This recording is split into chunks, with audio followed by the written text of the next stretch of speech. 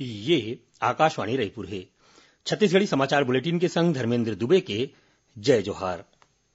मुख्यमंत्री भूपेश बघेल हा प्रदेश के कतकोन जगह में पाछू 2 दिन ले होवत बरसा ले सोसायटी में राखे गे धान ला बचाए बर जम्मो जिला कलेक्टर मन ला तालपत्री में ढाके के बने व्यवस्था करे के निर्देश दे हवय। मुख्यमंत्री ह खाद्य विभाग के अधिकारी मन ला धान के कस्टम मिलिंग में तेजी लाए के घलो निर्देश दे हवय। ओमन किसान मन ले कहे हवय कि अपन धान ला मौसम देख के ही खरीदी केंद्र में बेचे बर लावय। भारतीय रिजर्व बैंक आरबीआई हा दृष्टिबाधित लोगन मन के मदद बर मोबाइल ऐप मनी जारी करे है। आरबीआई के गवर्नर शक्तिकांत दास हा कल मुंबई में एला जारी करीन। आरबीआई के कहना है कि ए ऐप के माध्यम ले दृष्टिबाधित लोगन मन हा भारतीय रुपया के पहचान कर सकी। डाउनलोड करे के बाद ऐप हा बिना इंटरनेट के घलो काम करही। ऐप हा नोट ला पहचान के हिंदी और अंग्रेजी में बोल के जानकारी दी। राजधानी रायपुर में 12 जनवरी ले राज्य स्तरीय युवा महोत्सव के आयोजन करे चाहिए। एखर बर प्रशासन हा तैयारी शुरू कर दे है। जानबा के मुताबिक गांव-गांव तरी के होशियार खिलाड़ी मन ला आगू लाए बर और प्रदेश के कला संस्कृति ला बढ़ावा दे बर युवा महोत्सव के आयोजन करे जात है।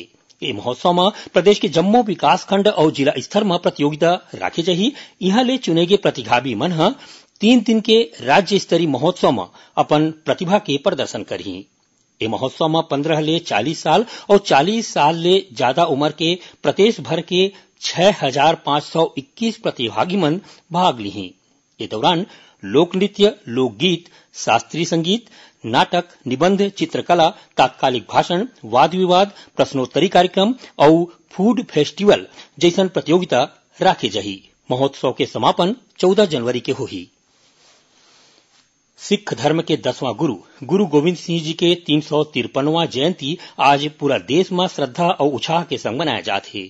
गुरु गोविंद सिंह के जन्म 1666 में पटना साहिब में होए रहिस। राष्ट्रपति, उपराष्ट्रपति और प्रधानमंत्री हा ए मौका में लोगन मन ला शुभकामना दे हवय। एती राज्यपाल अनुसुईया उइके और मुख्यमंत्री भूपेश बघेल हा घलो गुरु गोविंद सिंह के जयंती ऊपर प्रदेश के लोगन मन ला बधाई और शुभकामना दे हवय।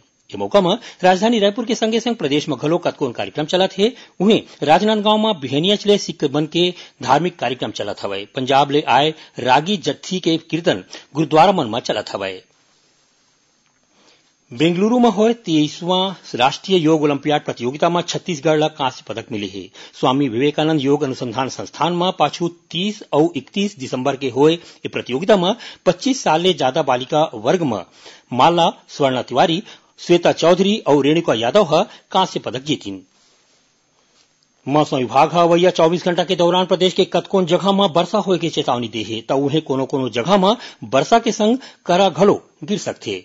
मौसम विभाग हा काली और परन दिन बर येलो अलर्ट घलो जारी करे है। आज रायपुर के संगे संग बिलासपुर, कवर्धा और राजनांदगांव जिला में हल्का ले मध्यम वर्षा होइस। तो उन्हें कोरबा में जोरदार वर्षा होए के समाचार मिले है। रायपुर स्थित मौसम विज्ञान केंद्र के मौसम विज्ञानी आर के वैश्य आकाशवाणी समाचार ला बताइन कि प्रदेश के उत्तरी भाग ले पश्चिमी विक्षोभ गुजरत है और संगे संग राजस्थान ले झारखंड तक निम्न दाब के क्षेत्र बने हैं। एकर असर ले प्रदेश के कतकोन जगह में वर्षा होवत है। 1-2 दिन बाद प्रदेश के तापमान में कमती आए के संगे संग जाड़ा हा जोरदार हा बाढ़ी।